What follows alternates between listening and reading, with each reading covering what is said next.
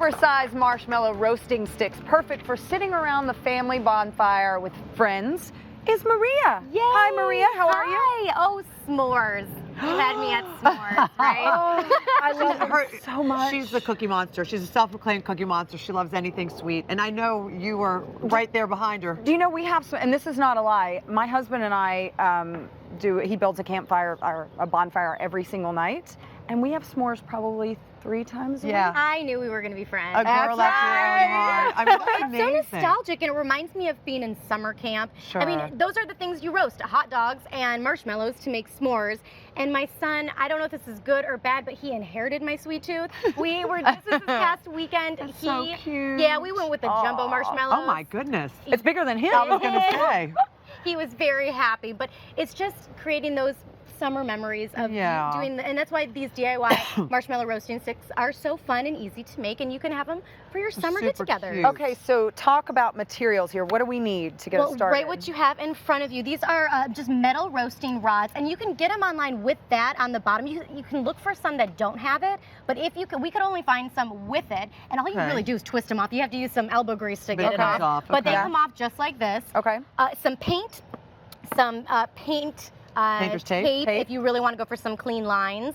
And we just have our drill with a drill bit and our dowel. So the dowels become the sticks that, the reason I like making, some of the long ones and some of the short ones is because if you want to kick back, you have your long And thing you can sit back want at. your kids so close to the fire, That's right. So Exactly. So Yeah. you want, in terms of length for these, you want it when you're getting the metal ones. You can look for something around 18 to 20 inches. Okay. For Because the these metal come in a rod. lot of different They lengths. do. You want to go for a longer one, whatever you Okay. can find. These are 18 to 20 inches is a good range. And then the dowel, you can have long ones if you want to kick back, and then you can have the short ones. And you if actually be sitting down, You'd just actually sitting be like sitting that. down. that's one.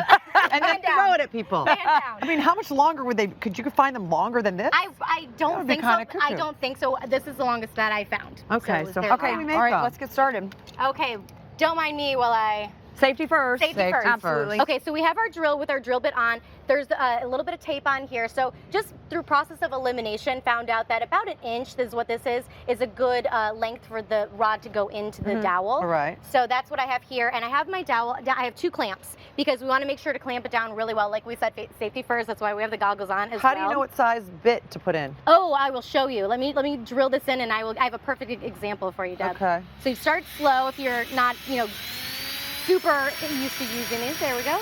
There you go. Until And you get there to you the go. tape. Until you get to the tape, exactly. So you take it out. And Deb, to answer your question, what I have here, just to give you an example, this is the same size that I have. Whatever rod size you have, I'm gonna take those off. You want to use a drill bit that matches up. That's a perfect That's way to perfect. tell. Oh my goodness, look at yeah, that. the sizing on everything right there. And you can just take your clamps off, and your guy is done. And all you do is pop it in there. Do you just use like glue? so. Yeah, I mean- you could use the super glue, but it goes in there pretty well. Look at that. Oh, it's that's in not. there. You You really don't don't have need to the worry glue. about No, it that's coming in there out. tight. It's in there really, really tight. And you also, can if you want still to take clean it off so you can wash it. And exactly. So you're sitting there just like that. You want to clean them Right. back. You want to be able to take it off and things like that. So that's exactly what you Okay. want to do. Now, how do we decorate our dowel? To personalize these, Yeah. you can make them patriotic, do red, white, and blue. Cute. You Oh, could yeah. do what I have, just really fun summery colors. Your I sports have- colors? You could do that for your sports team, exactly. So I have, as you can see here, I just spaced mine out a little bit and put the painter's tape, like I talked about, around here. And look, you just take it off. You want to do a couple layers of the paint, and a quick tip too that I learned from Jill this morning. Oh, yeah. It was funny. I didn't paint the top thinking just because paint can be flammable. Yeah.